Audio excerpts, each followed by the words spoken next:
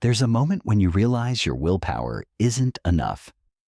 When you've made the same promise to yourself 100 times and broken it 101. When discipline feels like swimming upstream while everyone else floats downstream with their impulses. You tell yourself tomorrow will be different. You'll wake up earlier, work harder, resist longer. But tomorrow arrives and you fold again. Not because you're weak, but because you're fighting discipline like a peasant when you should be wielding it like a prince. Niccolò Machiavelli never wrote about morning routines or habit stacking. He wasn't interested in motivation or willpower or the gentle art of self-improvement. But he understood something far more dangerous, something that cuts deeper than any modern productivity guru ever will. He understood that true discipline isn't built through inspiration. It's forged through strategy, maintained through fear, and executed through systems so ruthless they make resistance impossible. Because here's what the self-help industry won't tell you. Discipline isn't a feeling you summon when you need it. It's a structure you build so precisely that failure becomes more painful than action. It's not about finding the strength to do what you should. It's about making it impossible to do anything else. Most people treat discipline like a muscle they need to strengthen. They think if they just push harder, try more, want it enough, eventually they'll break through. But Machiavelli would laugh at this approach because muscles get tired, motivation fades, inspiration dies. What doesn't die is a system designed to function regardless of how you feel. A framework so calculated that your emotions become irrelevant to your actions. Think about the most disciplined people you know. Not the ones who post about their morning routines or share their workout videos. The ones who simply execute day after day, year after year, without fanfare or explanation. They don't rely on willpower because they've made willpower obsolete. They've built what Machiavelli would call a principality of the mind, where every decision flows from structure, not sentiment. This isn't about becoming a machine. It's about becoming someone who can't be stopped by their own weakness. Someone whose actions remain consistent, even when their feelings revolt. Someone who has learned to rule themselves with the same cold precision that rulers use to govern states. Here's the first truth Machiavelli would teach you about discipline. It must be feared before it can be respected. Not feared by others, but feared by your own impulses. Your lazy self, your distracted self, your weak self must learn that violating your principles comes with consequences so swift and certain that rebellion becomes unthinkable. Most people negotiate with themselves. They make exceptions, create loopholes, bargain with their standards when things get uncomfortable. But negotiation is the enemy of discipline, because once you start making deals with yourself, you've admitted that your principles are optional. And optional principles aren't principles at all. They're suggestions. Machiavelli knew that a prince who appears weak invites challenge. The same applies to your relationship with yourself. The moment your impulses sense weakness, the moment they detect that your rules are flexible, they attack. They test boundaries, push limits, exploit every crack in your resolve. And if you give them an inch, they don't just take a mile. They take everything. So discipline must be absolute. Not harsh, not cruel, but absolute. When you decide something will be done, it gets done. When you establish a boundary, it becomes law. When you commit to a standard, that standard becomes sacred. No exceptions, no negotiations, no mercy for the part of you that wants to quit. This sounds extreme because it is extreme. But here's what happens when you stop being extreme about your discipline. You become extremely ordinary. You join the masses who dream about change but never change, who start strong but finish weak, who have all the knowledge but none of the execution. The second truth is that discipline must be invisible to be effective. The most powerful rulers, Machiavelli observed, governed so smoothly that their subjects barely noticed they were being governed at all. Their control was total, but appeared effortless. This is how your discipline should function. Not as a daily battle you fight, but as an invisible infrastructure that guides every decision. When discipline is visible, when you have to think about it, argue with it, force it, you're already losing. True discipline operates below conscious thought.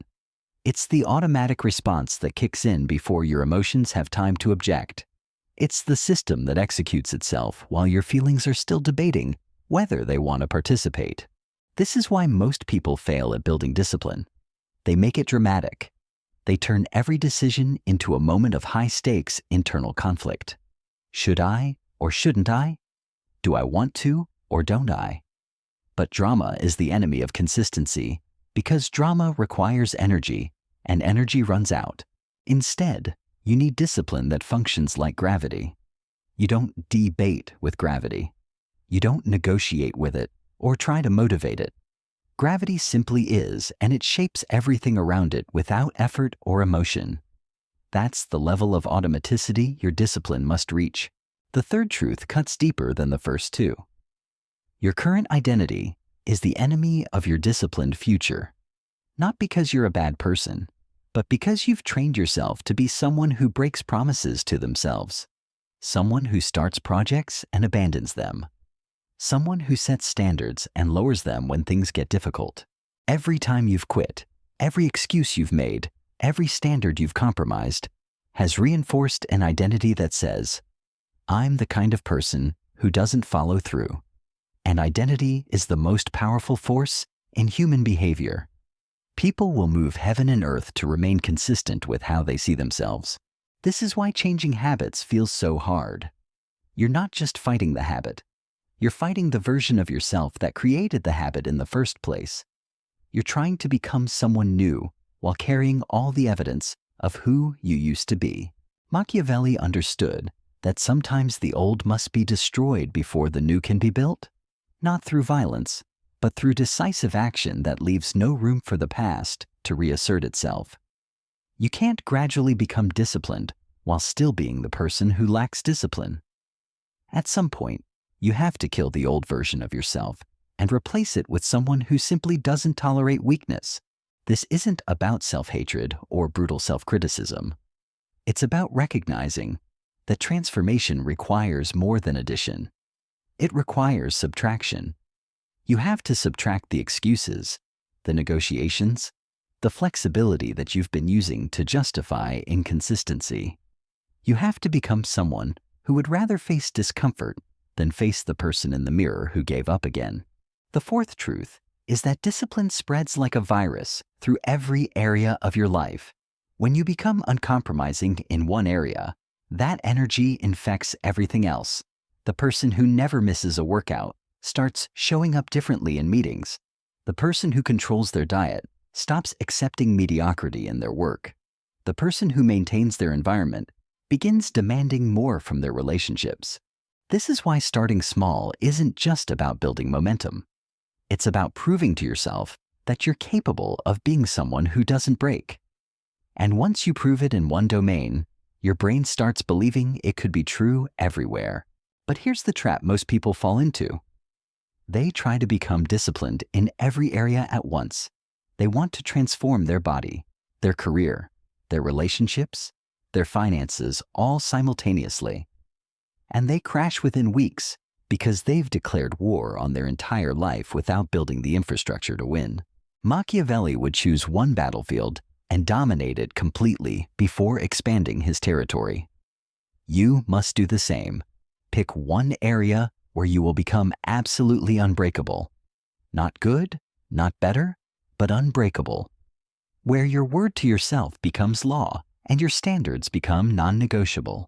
Once you've proven to yourself that you can be unbreakable in one domain, something profound happens. The part of your brain that whispers, "You always quit," goes silent. The voice that says, "You're not that kind of person," loses its power.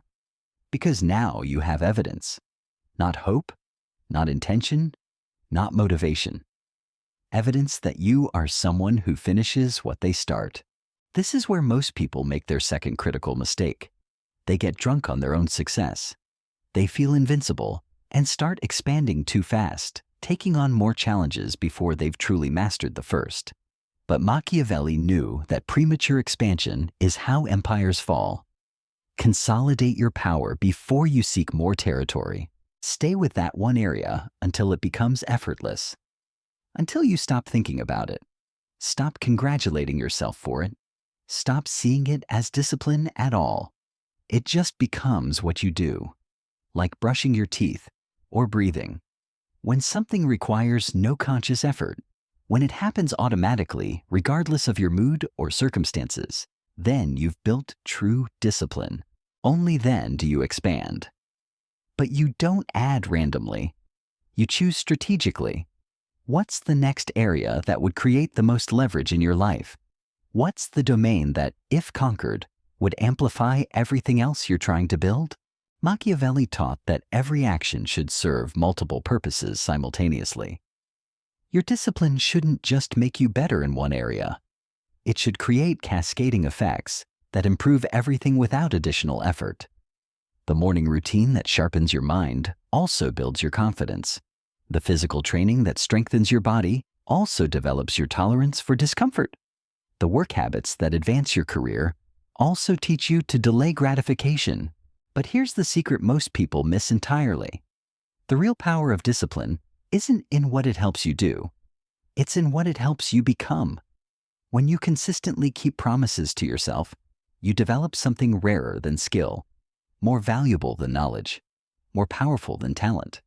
You develop trust in your own word. Most people live in a state of constant self-betrayal.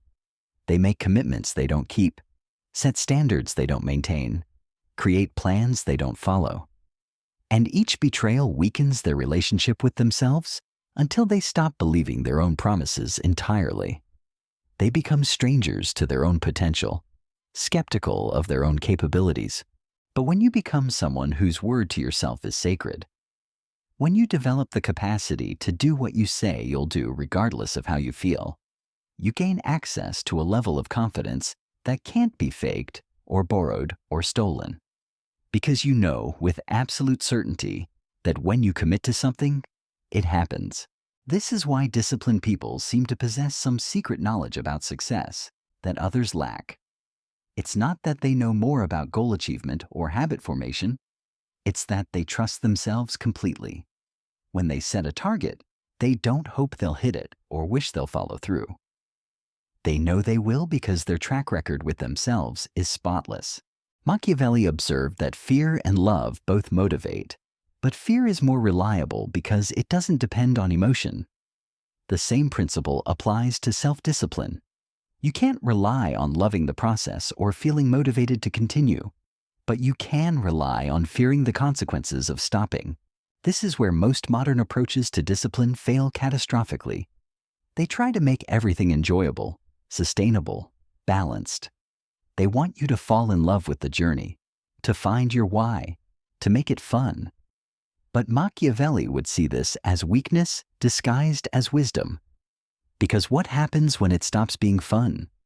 What happens when your why feels distant and your motivation disappears? The disciplined person doesn't need it to be fun. They've made the alternative unacceptable, not through self-punishment or negative self-talk, but through clear-eyed recognition of what their life becomes without discipline. They understand that the pain of discipline weighs ounces, while the pain of regret weighs tons. This requires brutal honesty about the cost of mediocrity, not just the obvious costs like missed opportunities or unfulfilled potential, but the hidden costs, the slow erosion of self-respect, the quiet desperation of knowing you're capable of more but consistently settling for less, the accumulating weight of all the promises you've broken to yourself when you truly understand what you're sacrificing by remaining undisciplined. When you feel in your bones the compound interest of mediocrity, discipline stops feeling like a burden. It becomes liberation from a life you refuse to accept, but understanding isn't enough. Knowledge without implementation is just sophisticated procrastination. You need systems that function independently of your understanding, your motivation, your mood, your circumstances. Systems that execute themselves while you're still deciding whether you want to participate. Machiavelli designed political structures that could survive bad leaders, corrupt officials, and external threats.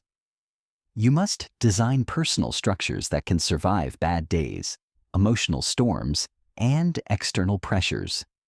Because the test of any system isn't how it performs under ideal conditions. It's how it performs when everything goes wrong. This is why most people's discipline crumbles the moment life gets complicated. They build their habits around perfect conditions and optimal circumstances, but life specializes in destroying perfect conditions. Life sends unexpected challenges, emotional upheavals, schedule disruptions, and physical setbacks. The disciplined person anticipates this chaos and builds redundancy into their systems. They have backup plans for their backup plans. They create multiple pathways to the same destination so that when one route gets blocked, they automatically switch to another without losing momentum. This isn't about perfectionism or rigid inflexibility. It's about anti-fragile design. Building discipline that gets stronger under stress rather than weaker. Creating systems that use obstacles as fuel rather than letting obstacles become excuses. Most people treat setbacks as evidence that they're not cut out for discipline. But Machiavelli would see setbacks as intelligence gathering. Each failure teaches you something about the weaknesses in your system. Each breakdown reveals where you need stronger foundations. Each moment of quitting shows you exactly where your resolve needs reinforcement. The question isn't whether you'll face resistance. The question is whether you'll use that resistance to build something stronger or let it convince you to build nothing at all. Here's where everything changes. Where theory becomes transformation and knowledge becomes unbreakable will. Because Machiavelli understood that the most dangerous enemies aren't external, they're internal. The voice that whispers, maybe tomorrow. The impulse that says, just this once. The rationalization that promises you'll start again next week. These enemies live inside your own mind, and they know your weaknesses better than any external opponent ever could. So you don't just build discipline. You build a fortress of mind so impenetrable that your weakest impulses can't find a way in. You create internal defenses so sophisticated that temptation dies before it reaches your consciousness. This requires something most people will never do. You must become your own enemy first. Study your patterns like a general studies enemy formations. Map your emotional triggers like a strategist maps terrain. Identify your moments of vulnerability like a security expert identifies system weaknesses. Because you cannot defend against what you refuse to acknowledge. When do you break? What circumstances make you fold? What emotions trigger your retreat? What time of day finds you weakest? What environments drain your resolve? These aren't random occurrences. They're patterns. And patterns can be predicted, prepared for, and eliminated. Most people avoid this self-examination because it's uncomfortable. They'd rather believe their failures are mysterious, unpredictable forces beyond their control. But Machiavelli would tell you that mystery is the enemy of mastery. You cannot rule what you do not understand. And you cannot discipline what you refuse to see clearly. So you map your internal territory with ruthless precision. You document when you're strong and when you're vulnerable. You track what builds your resolve and what erodes it. You study yourself like your life depends on it, because it does. Your future self is counting on your current self to build systems that cannot be broken by temporary weakness. Then you design around your weaknesses rather than hoping they'll disappear. You don't try to become someone who never feels tempted. You become someone whose systems function perfectly, even when temptation is screaming. The undisciplined person relies on feeling strong. The disciplined person functions regardless of feeling. They've built infrastructure that operates independently of their emotional weather. Rain or shine, motivated or exhausted, inspired or indifferent, the systems execute. This is the final transformation. When discipline stops being something you do and becomes something you are. When your standards stop being rules you follow and become laws you embody. When your commitment stops being a choice you make and becomes an identity you inhabit. At this level, breaking discipline isn't just uncomfortable. It's impossible. Not because you've eliminated all temptation, but because violating your principles would require becoming someone you're no longer capable of being. Your disciplined self isn't a role you play. It's who you are at the cellular level. People will notice this change in you. Not just in what you accomplish, but in how you move through the world. There's a stillness about truly disciplined people. A certainty. They don't rush because they know they'll finish. They don't panic because they trust their systems. They don't explain because their results speak louder than words ever could. This isn't arrogance. It's the quiet confidence that comes from keeping every promise you've ever made to yourself. It's the unshakable knowing that when you commit to something, it happens. Not because you hope it will, not because you think it might, because your track record with yourself is perfect. And here's what nobody tells you about reaching this level. The external world starts bending to match your internal discipline. Opportunities align. People take notice. Doors open, not because you're lucky, but because you've become someone who can be trusted with opportunity. Someone who finishes what they start. Someone whose word carries weight because it's backed by action. But the real reward isn't external success. It's internal freedom. Freedom from the constant negotiation with yourself. Freedom from the exhausting cycle of starting and stopping. Freedom from the quiet desperation of knowing you're capable of more, but consistently settling for less. When discipline becomes automatic, when your systems run themselves, when your standards maintain themselves, you discover something profound. You're no longer fighting yourself. You're no longer your own enemy. You've become your own greatest ally. The person you can count on when everyone else disappears. The one who shows up when showing up is hard. The one who keeps going when going gets impossible. This is what Machiavelli would recognize as true power. Not power over others, but power over yourself.